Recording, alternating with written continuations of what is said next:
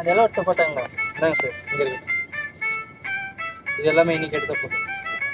ஒன்றுமே நல்லா இல்லை சார். நல்லா தான் சார் இருக்குது. நல்லா இருக்குது. ஒன்றுமே நல்லா இல்லை. என்ன டேஷ் எடுத்து வச்சிருக்கேன்னு ஒன்றுமே புரியல. இதெல்லாம் ஒரு போட்டோன்னு கொடுக்குறேன்.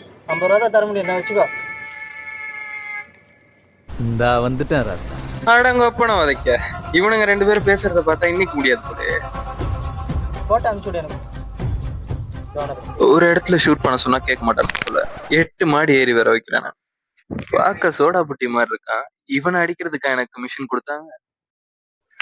பாரா, இந்த சோடா புட்டி சாதாரண ஆள் போலயே. நான் பாத்துக்கிறேன். ஓகே, என்னால முடியல. யாராவது காப்பாத்துங்க. டேய் கண்ணா, இதோ வந்துட்டேன். Hello guys. Hi guys. யார் நீ?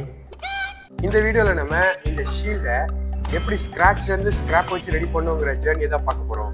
நான் உங்க கேப். இந்த சமயத்துல என்ன கேப்டன் நீ கூப்பிடு. நான் உங்க எஸ்ட். இது உங்க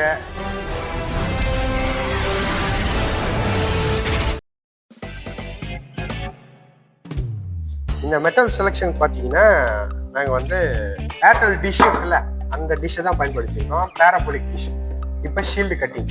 இந்த ஷீல்டு கட்டிங் பார்த்தீங்கன்னா ஏர்டெல் டிஷ் வந்து பேராபோலிக் டிஷ் எடுத்துருக்கோம். அந்த பேராபோலிக் டிஷ் வந்து எலிப்டிக்கல் ஷேப்பில் இருக்கும்.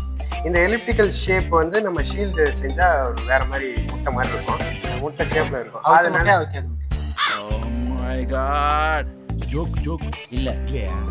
சரி, இப்போ இந்த ஷீல்டு வந்து அந்த முட்டை ஷேப்பில் இல்லாமல் எலிப்டிக்கலாக இல்லாமல் சர்க்குலாக இருந்தால் தான் நல்லாயிருக்கும். இந்த சர்க்குலாக இருக்கிறத நல்லா இது பண்ணணும் அப்படின்னா கட் பண்ணி எடுத்தாகணும். இந்த எக்ஸஸ் பார்ட்ஸை கட் பண்ணுறதுக்கு இந்த ஷீல்டோட டயாமீட்டரை கண்டுபிடிச்சி ஷார்ட்டஸ்ட் லென்த் என்னென்ன அகலத்தை கண்டுபிடிச்சி அந்த அகலத்துக்கு சென்டர் பாயிண்ட் வச்சுக்கணும். இந்த சென்டர் பாயிண்ட்டை வச்சு இந்த ஷீல்டோட ரேடியஸ் எடுத்து மார்க் பண்ணோம். இந்த மார்க்கிங்கை வச்சு நாங்கள் கட் பண்ணி எடுத்துச்சு.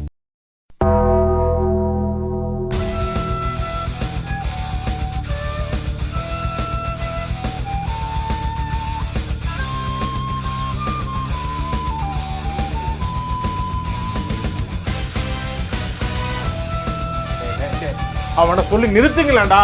One eternity later.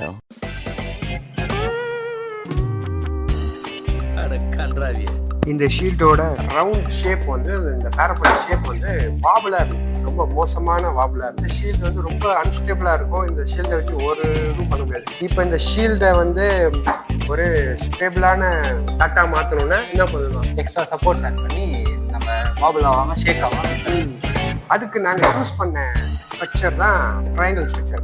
நான் தான் இருக்கேன்ல. நீ மட்டும் தான் இருக்க. நான் வேஸ்ட். இந்த ட்ரையாங்கிள் ஸ்ட்ரக்சர் எதுக்கு சூஸ் பண்ணணும்னு பார்த்தீங்கன்னா ட்ரையாங்கிள் தான் இருக்கிறதுலே ரொம்ப ஸ்ட்ராங்கான ஸ்டேபிளான ஸ்ட்ரக்சர். இந்த ஸ்ட்ரக்சர் என்ன பண்ணுன்னு பார்த்தீங்கன்னா அது மேலே உருவாக்குற ஃபோர்ஸை ஈக்குவலாக டிஸ்ட்ரிபியூட் பண்ணி அந்த ஃபோர்ஸை ஸ்டேபிள் பண்ணும். இதனால தான் நம்ம கன்ஸ்ட்ரக்ஷன்ஸ்லாம் நீங்கள் பார்த்தீங்கன்னா நிறைய இடங்கள்ல ட்ரையாங்கிள்ஸ் யூஸ் பண்ண ஸ்ட்ரக்சர்ஸ் எல்லாம் யூஸ் பண்ணுவாங்க. பிரிட்ஜில் இருக்கும், க்ரெயினோட ஸ்ட்ரக்சர்ஸில் இருக்கும், டவர் ஸ்ட்ரக்சர்ஸில் இருக்கும். இந்த மாதிரியான விஷயங்களுக்கு ட்ரையாங்கிள் ஸ்ட்ரக்சர் தான் பேஸ்டாக இருக்கும். அதே மாதிரி இந்த ஷீல்டுக்கு அது இன்னும் சூப்பராக இருக்குது. இந்த ட்ரையாங்கிள் ஸ்ட்ரக்சரை நம்ம ஷீல்டுக்குள்ளே இம்ப்ளான்ட் பண்ணணும்னா நம்ம ஷீல்டோட அவுட்டர் சைடில் பண்ண முடியாது. ஷீல்டோட இன்னர் சைடில் தான் பண்ணணும். ஷீல்டோட இன்சைடில் இந்த ட்ரையாங்கிளை நம்ம வைக்கணும்னா அதில் ஒரு காம்ப்ளிகேஷன். இந்த ஷீல்டு வந்து ஒரு பிளேட் மாதிரி இருக்காது, ஒரு கர்வாக இருக்கும். இந்த ஷீல்டு வந்து ஒரு ஸ்ட்ரெயிட்டாக இல்லாததால் இந்த ஸ்ட்ரக்சர்ஸை நம்மளால் ஸ்ட்ரெயிட்டாக வைக்க முடியாது. இந்த ஸ்ட்ரக்சரும் சேர்ந்து ஷீல்டோட கர்வ் பார்த்துக்கு ஏற்ற மாதிரி அதுவும் கர்வ் ஆகணும். அதுக்காக நாங்கள் சூஸ் பண்ணது தான் மெட்டல் ஷீட். திக்கான ஒரு மெட்டல் ஷீட் எடுத்துருக்கோம். 2.5 mm திக்கில் இருக்கிற ஒரு மெட்டல் ஷீட் எடுத்து அந்த ஷீட்ஸை இந்த ஒரு ஸ்கேல் சைஸஸில் கட் பண்ணி தேவையான மெஷர்மெண்ட்டுக்கு எல்லாத்துக்கும் ஆல் சைட்ஸ் அந்த ட்ரையாங்கிள் சைட்ஸ்க்கு எல்லாத்துக்கும் தேவையான மெஷர்மெண்ட் அளந்து அதை கட் பண்ணி எடுக்கணும். இந்த ஷீல்டுக்குள்ளே இந்த ஸ்கேல்ஸை இம்ப்ளான்ட் பண்ணுறதுக்கு நம்மக்கிட்ட இருக்க ஒரே வழி வெல்டிங். வெல்டிங்கில் பார்த்தீங்கன்னா 2 வகையான வெல்டிங் இருக்குது. என்னென்ன வகை? Gas welding, arc welding. இந்த 2 மெத்தட்ஸில் நம்ம ஆர்க் வெல்டிங் சூஸ் பண்ண முடியாது. ஏன்னு பார்த்தீங்கன்னா நம்மளோட ஷீல்டோட பேஸ் மெட்டல் வந்து ரொம்ப தின்னான மெட்டல்.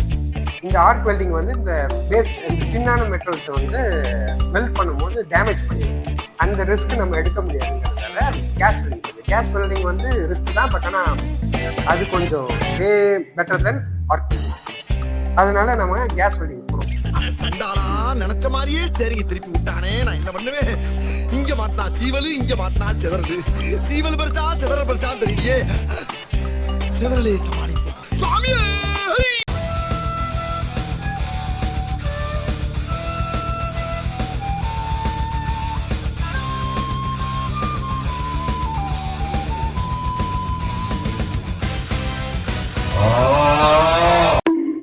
இப்போ இந்த ட்ரையாங்கிள் ஸ்ட்ரக்சர்ஸை இந்த ஷீல்டோட பேஸ் பிளேட்ல நம்ம இன்ஸ்டால் பண்ணியாச்சு.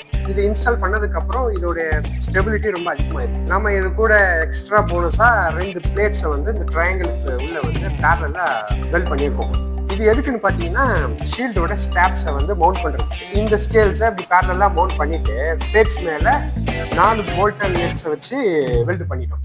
அழகாக இந்த வெல்டு பண்ணிட்டதுக்கப்புறம் பேக்ஸில் இருக்கிற ஸ்டாப்ஸ் இருக்குல்ல, அந்த ஸ்டாப்ஸும் அந்த ரிட்ராக்டபிள் டைட் பண்ணுற ஸ்டாப்ஸையும் எடுத்து நாங்கள் ஸ்டிச் பண்ணி ரெடி பண்ணிட்டோம். நெக்ஸ்ட் ப்ராசஸ் பார்த்தீங்கன்னா பெயிண்டிங். அதுக்கு முன்னாடி இந்த ஷீல்டில் வெல்டிங் சொல்ல அது எல்லாத்தோட அந்த பாட்டு அந்த பெயிண்ட் எல்லாம் இருக்குல்ல, அதெல்லாம் போட்டு கரை தேய்ச்சி பண்ணிட்டு பெயிண்ட் அடிக்க முடியும். அதுக்கு என்னங்கிறப்ப அதனால உட்காந்து கரன்னு மச்சான் தேய்ச்சான். நான் வேடிக்கை பார்த்து கண்டினியூ. கன்றாவியே நான் தேய்ச்சி முடிச்சேன் கைஸ். அவன் பிடிங்கி ஒயிட் பெயிண்ட் ஸ்ப்ரே பெயிண்ட் அழகா நோகாமல் அடிச்சுட்டான். அண்ணன் தான் பெயிண்ட். இதெல்லாம் ஒரு பெருமையா பாஸ்? எனக்கு பெருமைடா எருமை.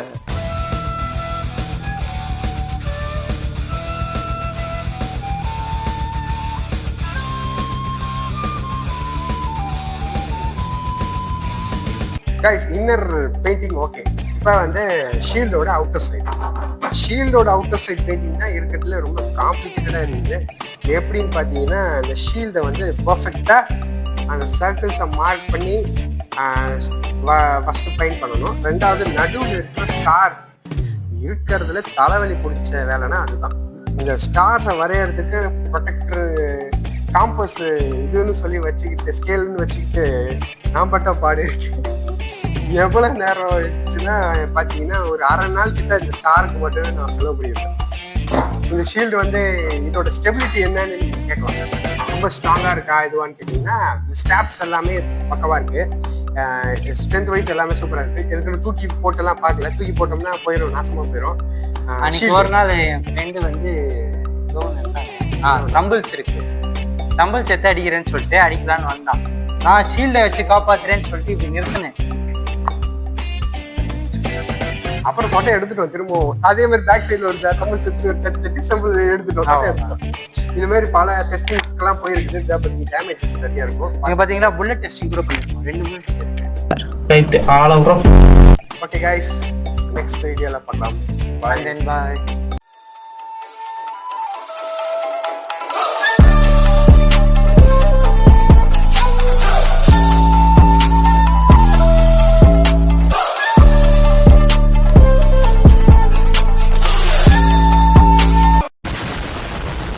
நாங்கள் அதனால தான் கைஸ் ஒரு மேட்ச் இது பண்ணியிருக்கோம். ஒரு வீடியோ வந்திருக்கோம்.